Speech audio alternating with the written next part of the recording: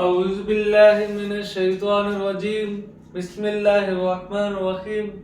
जैसा कि आप लोग इस उम्मीद में इंतज़ार कर रहे थे कि सर अगला लेक्चर कब अपलोड करेंगे, सो आज बी हैप्पी और एक अपनी बड़ी उम्मीद लगाकर आपके लिए एक एक्सेलरेशन वीडियो बनाऊंगा। एक्सेलरेशन की डेफिनेशन क्या है, तो उसके बाद फिर अगला देखते हैं फिर कौन सा टॉपिक बनाते हैं।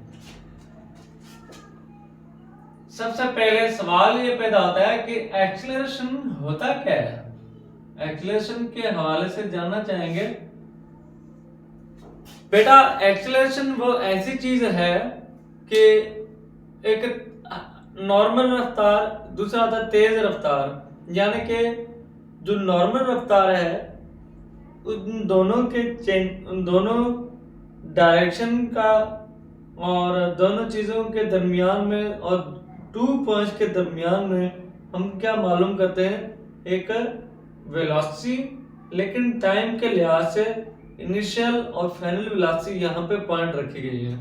अब सबसे पहली बात तो ये है कि अगर मैं अपनी मोटरसाइकिल को एक ओरिजिन पॉइंट पे रख रहा हूँ तो हमारा ये एक इनिशियल पॉइंट बन जाएगा।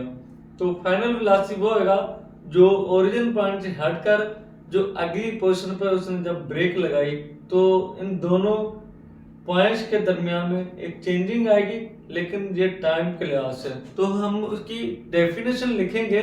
आइए, हमारी डेफिनेशन बनेगी the rate of change of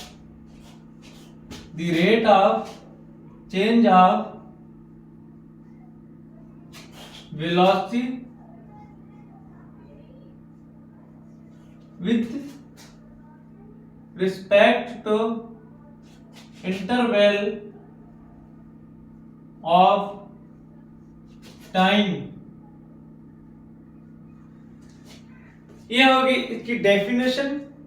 तो आइए काइंडली हम इसको दोबारा से पढ़ेंगे। इधर लिखा हुआ the rate of change of velocity, आप इसको हाईलाइट कर लें। हमारे पास एक वेलोसिटी मौजूद है, हम उस वेलोसिटी के अंदर चेंजिंग यानी लाएंगे, उसके अंदर तब्दीली लाएंगे। वो तब्दीली कैसे लाएंगे, और एक हमारे पास पड़ेगा टाइम।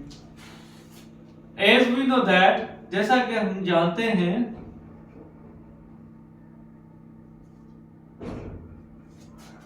we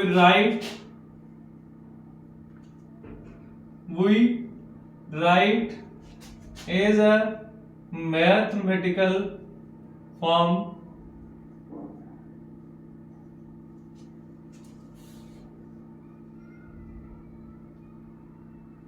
एक्सेलरेशन का जो सिंबल होगा वो होगा ए।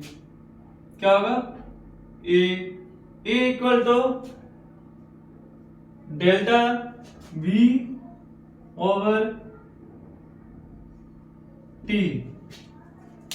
अब अकॉर्डिंग टू इस डेफिनेशन के मुताबिक हमने ये इक्वेशन बनाई है, the rate of change of velocity with respect to interval of time. यहां तक बात होगी खत्म। तो जैसा कि हम जानते हैं उसके मैथमेटिकल फॉर्म में हमने लिख दिया यहाँ पे।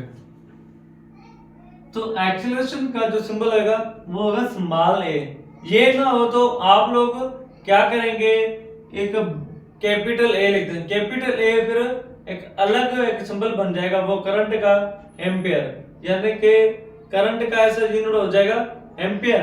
तो हमने यहाँ पे क्या लिखा, a equal to delta v over t.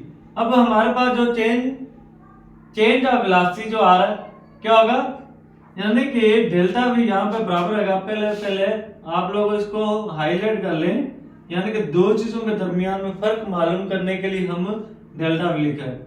अब डेल्टा वी हमारा बराबर है final velocity and initial velocity. तो हम यही क्वेश्चन ऊपर पुट करेंगे, लेकिन मैं क्या करता हूँ इसके आमने सामने लिख देता हूँ। हमारे पास जगह कम है। Delta V equal to final velocity minus initial velocity.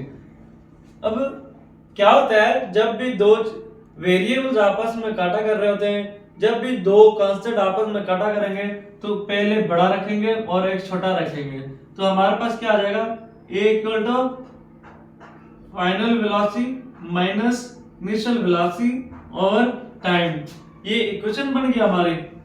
अब इसी का ऐसा यूनिट क्या लिखेंगे, इसी का ऐसा यूनिट हम लिखेंगे यहां से हम को पॉइंट आउट करेंगे। It SI unit is A equal to, अब डेल्टा वी यानी कि वेलोसिटी का जो सा यूनिट होगा वो हो जाएगा मीटर एस पावर -1, और इसके नीचे क्या आ जाएगा टाइम। अब टाइम का ऐसा यूनिट क्या होता है, टाइम का ऐसा यूनिट क्या आएगा सेकंड होगा। मैं इसके नीचे लिख रहा हूं। अब क्या होता है, मैं इसको लेकर जाऊंगा ऊपर, ए इक्वल टू, अब मैं इसको ऊपर लेकर जाऊंगा तो जाहिर है इसका जो पावर प्लस में है वो माइनस में हो जाएगा। मीटर एस पावर -1, और ये भी -1 है, ये भी -1 है, तो आपस में क्या हो जाएंगे, जमा हो जाएंगे, माइनस माइनस हो जाएगा। तो क्या हो जाएगा इसका ऐसा unit, A equal to metre S power minus,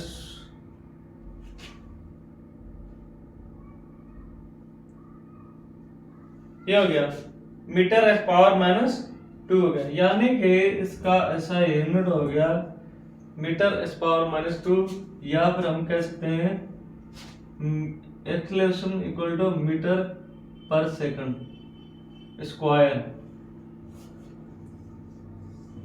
यानी क्लियर हो गया आपका एक्सेलरेशन का टॉपिक।